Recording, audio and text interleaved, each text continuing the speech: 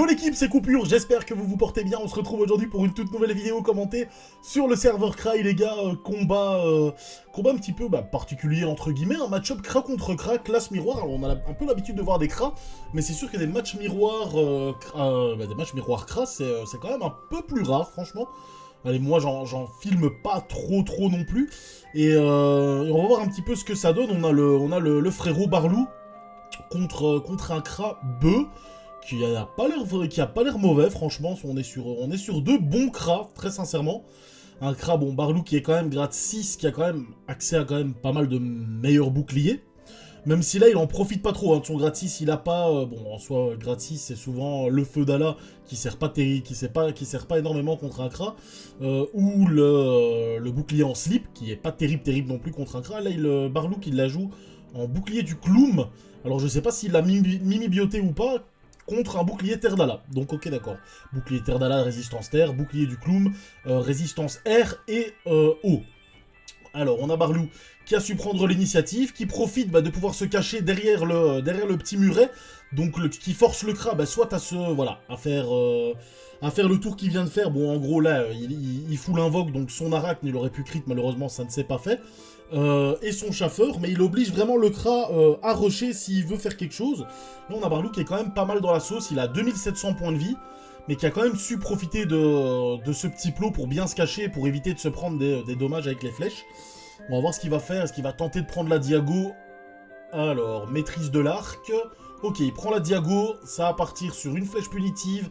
Il a une belle zone œil de taupe là. Oh, regardez-moi le nombre de points de vie qui s'est récupéré, c'est assez hallucinant.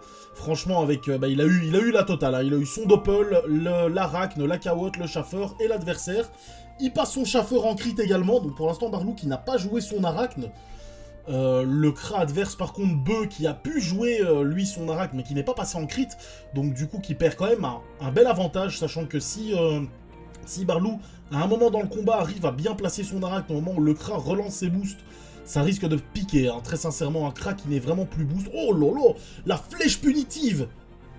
Jesus Christ. Oh là, ça fait super mal, hein. Là, Barlou, avec 20% de résistance terre, forcément qui prend très cher. Par contre, qui prend pas si cher que ça avec les flèches absorbantes. Et on va voir si lui, par contre, va réussir à... Parce que là, il monte à 50%, regardez-moi ça. Il a un gros stuff. On va voir si lui, par contre, avec ses flèches absorbantes à lui, il va réussir à faire la différence. Il se tire puissant. Et là, il a tout intérêt à essayer de roxer un maximum pour récupérer un peu l'avantage au niveau des points de vie, parce qu'il a quand même... allez, entre 600 et 700 points de vie de retard, là. Ok, il arrive à voler un PM, ça c'est très bien pour lui. Il va pouvoir éventuellement reculer. Et les flèches absorbantes, par contre, sans crit, 320 dégâts. Et là, on voit vraiment... Oh, mon dieu, mais là, même la Destru qui fait super mal. Et il a bien réussi à descendre le Cra au niveau de ses points de vie. Allez, à reprendre un petit peu l'avantage. Donc ça, c'est très bien. Il n'a pas forcément joué avec les deux plots qui sont sur le côté droit de la map. Souvent les Cra, match-up Cra contre Cra, ça se joue où on a un Cra qui va vraiment se planquer derrière et qui arrive à prendre l'avantage. Et là on voit les flèches absorbantes du Cra qui doit taper sur 50% de résistance. Hein. Les 40 de Barlou plus son bouclier. Donc là ça fait tout de suite ça fait tout de suite beaucoup moins mal que le Cra a quand même 30%, mais il se prend des flèches absorbantes à moins 320, c'est assez insane. Sans crit hein les gars. Donc là, on a Barlou qui a clairement axé son stuff avec quand même pas mal d'agilité, pas mal de force également, vu la flèche destructrice qu'il a réussi à mettre. Et là, à mon avis, il va peut-être le terminer. Oh là là, le gros crit.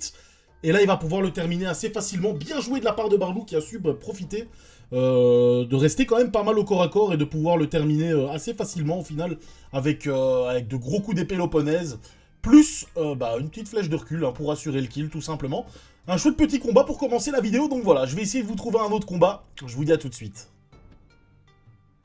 On se retrouve pour le deuxième combat de la vidéo. Combat avec un guild 2, hein, Mère Noël contre un Eka Flip. Je sais pas trop c'est qui, Feka, ok. Il s'est peut-être trompé de classe, Feka, Eka, ouais non, peut-être Eka, j'en sais rien. On va voir un petit peu cet Eka Flip, ce qu'il va faire contre un Sadida. Sadida qui a quand même un bel avantage contre les Eka Flip, sachant qu'il peut debuff, hein, c'est clairement le seul avantage. Parce que si l'Eka sort des roulettes de fou furieux, bah les couilles de l'avantage. Hein, ça se joue vraiment, voilà. Même maintenant, s'il arrive à sortir d'éventuels récop, Ouais, s'il passe tous les récops, bah, le Sadida, il a beau avoir tous les avantages qu'il veut. Oh là là là là. Roulette des buffs pour les cas directement. Et là, ça tente les récops. Les deux qui ne passent pas. Le Sadi qui a quand même un petit peu de chance. Ça fait vraiment plaisir. Les cas qui ne restent pas en ligne, bien joué à lui, hein, pour éviter de se prendre bah, tout simplement une ronce apaisante assez facilement. Il perd quand même un PM à l'herbe folle, donc bon, ça reste toujours basique. Alors, bah, ouais, j'ai pas envie de prendre parti, mais le Sadi c'est quand même un guild 2, donc au final, ouais.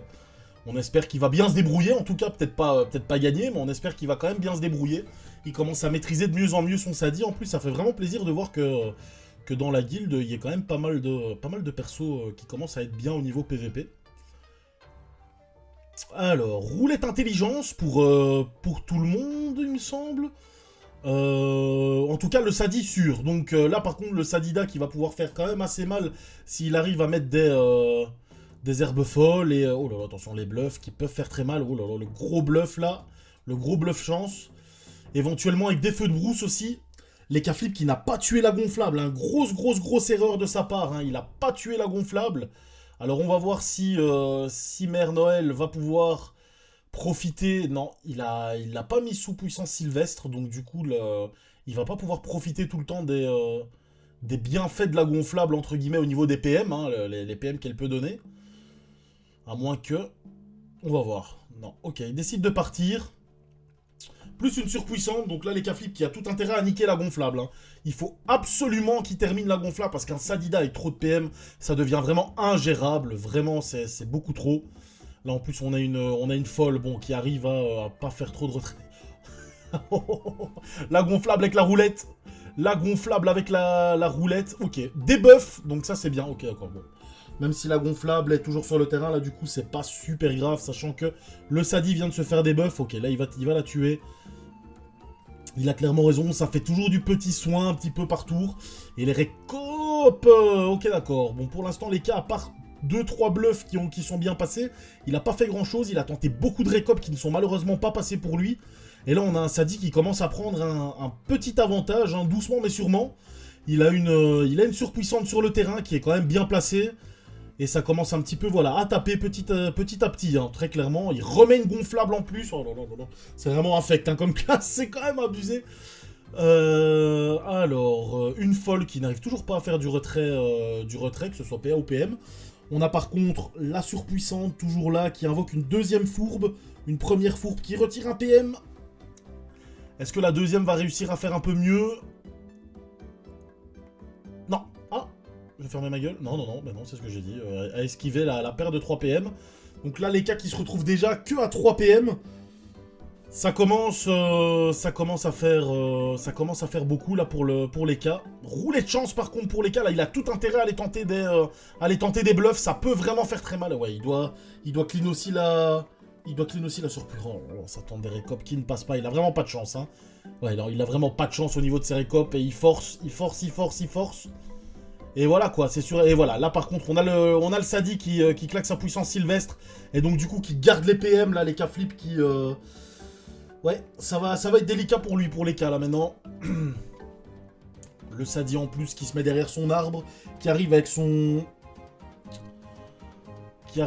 sort de régène, hein, à bien récupérer au niveau des points de vie. C'est vraiment abusé. 0 luck pour l'instant, ouais. Ah là là, et la maladresse à 3 PM. Oh là là, il lui reste 2 PM à l'écart. Il lui reste 2 PM et il y a encore une fourbe qui doit jouer. Hein. Et ben voilà. Les cas passent en mode putsch. Il doit, ouais, éventuellement aller avec des griffes joueuses, terminer la surpouille absolument. Et puis, finger cross sur la roulette recon éventuellement, parce que là, le Sadi a pris un énorme avantage au niveau des points de vie. Franchement, même s'il se prend un tour full récop, là, il sera encore aux alentours du même nombre de points de vie que les cas, donc c'est vraiment très très compliqué. Un chaton, par contre, ouais, qui va se faire un petit peu dépop par le sort du Sadi au niveau du régène. Ça va être un peu chiant. Hein. Le sacrifice poupesque qui va faire très mal sur le chaton. Au vu des résistances, enfin plutôt des faiblesses du chaton. Le Sadi qui avec 2 PA va pouvoir... Non, même pas. Ok, d'accord, bas les couilles. Alors, maîtrise des baguettes. Ok, et là il y va. Il y va franco. des gros coups de baguette, enfin des petits coups de baguette, mais bon, ça passe en vrai, hein, franchement. Et là, les cas, bah, soit une roulette recon, soit il est obligé de se chance, mais le Sadi a cet avantage-là, un petit peu comme Loza, c'est pouvoir debuff super facilement. Roulette debuff pour les cas, heureusement qu'il a pas fait la roulette juste après cette chance. La chance des cas flip. Et là, du coup, ouais. Là, du coup, même s'il passe 3 récops, jamais il le termine. Le premier qui ne passe pas. Et ça va commencer à être délicat. Le deuxième qui passe pas. Ouais, là, par contre, les cas qui a vraiment zéro luck. Le troisième qui passe, au moins un pour faire honneur. Mais voilà, le Sadida avec ses 10 PM qui va pouvoir aller terminer facilement. Tranquillou bilou. Il va pouvoir debuff les cas, debuff la chance, et puis ensuite le terminer tout simplement. Bien joué de la part du Sadi, franchement il a fait un beau combat. Il a bien géré, bon les cas a eu clairement 0 luck, hein. Il a tapé 0 récop, mais enfin il a tapé, ouais, il les a tentés, hein, c'est pas ça, hein, mais il les a pas placés. Et s'ils sont vraiment pas passés, donc c'est vraiment dommage. Mais bon, en soi voilà, hein, c'est le risque du game. Hein. Tout de suite, le combat aurait pu se terminer au bout du T2 parce qu'il aurait passé tous ses récops. Que là, bah, il en a passé aucun et le combat a duré 7 tours et il s'est fait péter.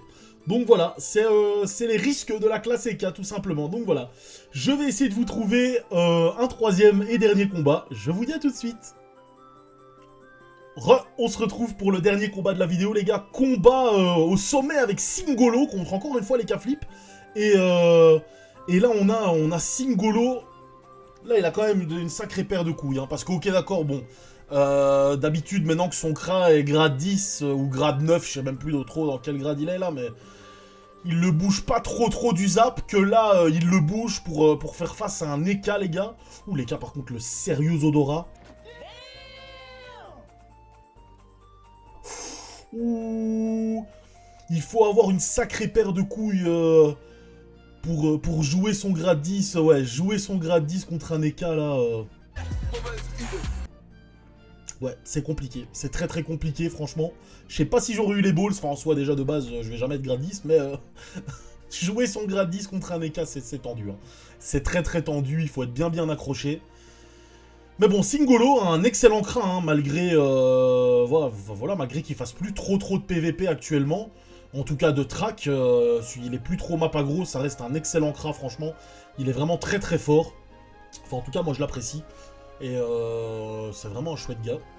Alors, on a les cas qui va commencer à se rapprocher, à spammer un petit peu les bons du félin. On va voir qu'est-ce qu'il va tenter. Est-ce qu'il va tenter full récop, des bluffs, roulette force juste pour le FK, il tente des récops, hein, bas les couilles, le premier qui passe, le deuxième qui passe.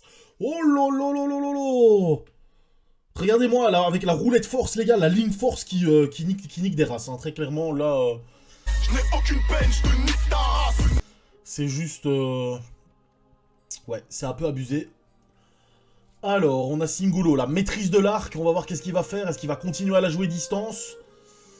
Ok, ça continue à la jouer distance. La flèche de Dispé qui disperse bien, hein, très sincèrement. Là, son nom est bien placé. Alors, les flèches d'Imo, ça arrive à voler 1 PM. La flèche cinglante pour retirer 3 PM. On a un Eka en 18,5 du coup. Putain, malgré tout le retrait PM, l'Eka pardon, a encore 5 PM. C'est incroyable. Oh putain. Roulette force, les gars. Là, on a un Eka avec 2 roulettes force. Ça risque de piquer. Oh là là là là. Et qu'est-ce qu'il va faire? Ok, des griffes joueuses. Ça fait... Oh, what the fuck, mais... Et là, ouais, Singolo, là, qui a de grosses couilles, hein, très sincèrement, de jouer comme ça son grade 10. L'Eka, lui, qui a beaucoup plus de chance. Ouh, loulou, ça va... Ouais, ça risque de picoter, hein. Ok, donc Singolo, qu'est-ce qu'il va faire? Ok, la flèche XP. 13 PA. Il peut éventuellement faire quelque chose, hein, avec la roulette force. 400 dégâts. Encore une fois, quasi 400 dégâts. Et là, 69 points de vie, 3 PA. L'Eka qui n'aura même pas eu l'occasion de se chance. Heureusement pour Singolo qui a une belle roulette force à la fin pour lui et il a fait de grosses flèches destructrices. Parce que très sincèrement, si l'Eka se chance, vu comment le combat était parti, là c'était sur une pente un peu bancale, je garantis pas qu'il soit... Il était grade 9, ok d'accord, c'était pas un grade 10, c'était un grade 9, mais ok d'accord. Bon, ben voilà, nickel pour terminer la vidéo, un petit combat assez rapide, assez sympa, avec du gros rock, ça fait vraiment plaisir, donc voilà. Eh ben écoutez, je vous remercie d'avoir regardé la vidéo tout simplement, et je vous dis à la prochaine les frérots, bisous.